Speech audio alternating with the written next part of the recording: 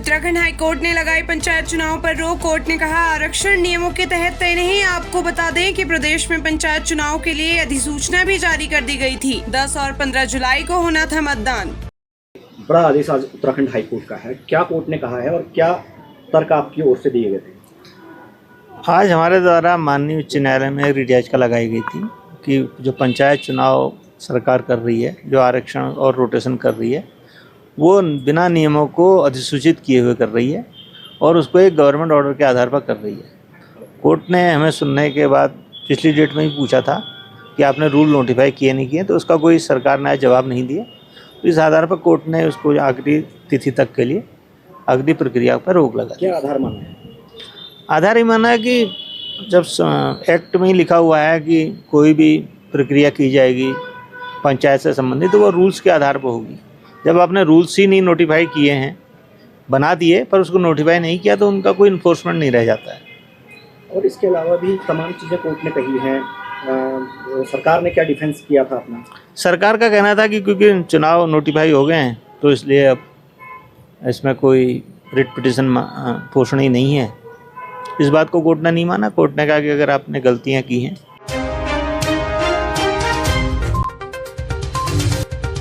अंतर्राष्ट्रीय ओलंपिक दिवस के अवसर पर परेड ग्राउंड में हुआ भव्य कार्यक्रम का आयोजन। सीएम धामी ने अंतर्राष्ट्रीय और राष्ट्रीय स्तर पर पदक विजेताओं को किया सम्मानित। इसके साथ ही मुख्यमंत्री ने खिलाड़ियों को खेल भावना की शपथ भी दिलाई।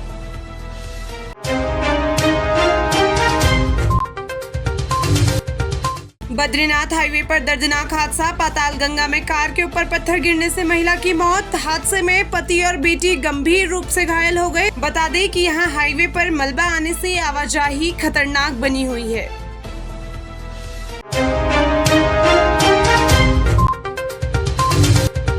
अंतर्राष्ट्रीय ओलंपिक दिवस पर सैकड़ों पदक विजेताओं को खेल मंत्री ने किया सम्मानित। खेल मंत्री ने खिलाड़ियों से कहा कि 2036 ओलंपिक में छा जाने का संकल्प लें। ओलंपिक में उत्तराखंड से ज्यादा एथलीट शामिल हो सके, इसकी तैयारी अभी से करनी होगी।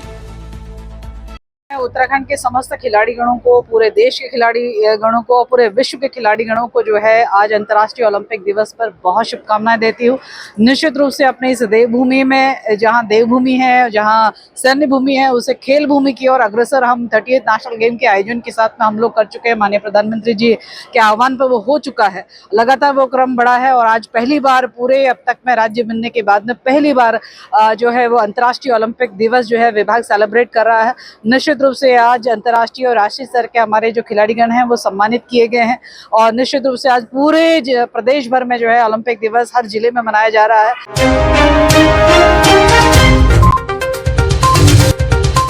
आज से 26 जून तक प्रदेश में भारी बारिश का अलर्ट। 22 से 26 जून तक देहरादून, नैनीताल, टिहरी, चंपावत में भारी बारिश की चेतावनी। राज्य आपातकालीन परिचालन केंद्र ने संबंधित जिलाधिकारियों को पत्र भेजकर सतर्क रहने को कहा है।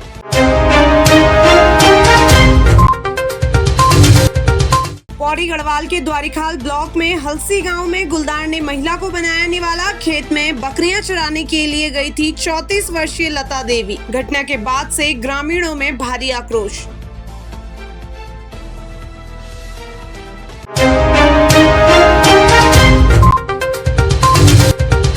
रुड़की जेल के बाहर हुड़दंग मचाने वाले तथाकथित विधायक प्रतिनिधि अनीस फरार। पुलिस ने अनीस पर मुकदमा दर्ज करते हुए लिया एक्शन। हिरासत में लिया गया भाई। 3 वाहन भी किए गए सीज।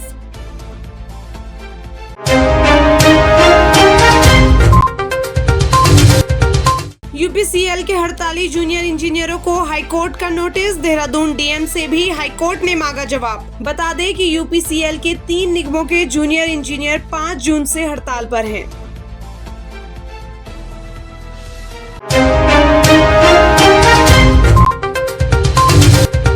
देहरादून में फिर हुआ बड़ा सड़क हादसा। मेहू वाले में कार और ई रिक्शे की आमने सामने की जबरदस्त टक्कर। हादसे में एक की मौके पर ही मौत, 3 गंभीर रूप से घायल।